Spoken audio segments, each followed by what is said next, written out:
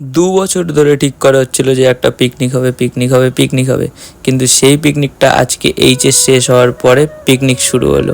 প্রথমে সকালবেলা স্কুলে চলে গেছিলাম, কারণ স্কুলে ছিল হচ্ছে সরস্বতী পুজোর খাওয়া দাওয়া। বড় বড় ব্লগ আছে।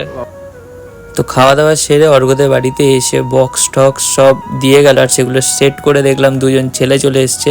আর তারপর বিকালবেলা সবাই মিলে একটুখানি গুছিয়ে নিলাম যে এই জায়গাটায় পিকনিক হবে। তারপর চলে আসলাম দোকানে পনির আনতে, কারণ আমি খাই হচ্ছে পনির।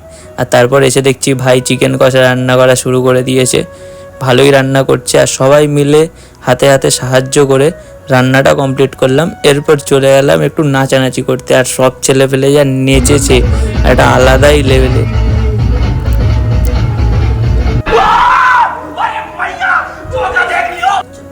এরপর নাচ কমপ্লিট না করে খেতে চলে আসলাম। আর এই গামলা নিয়ে খাবার খাক, আর তোমরা আরো মিনি ব্লগের জন্য কমেন্ট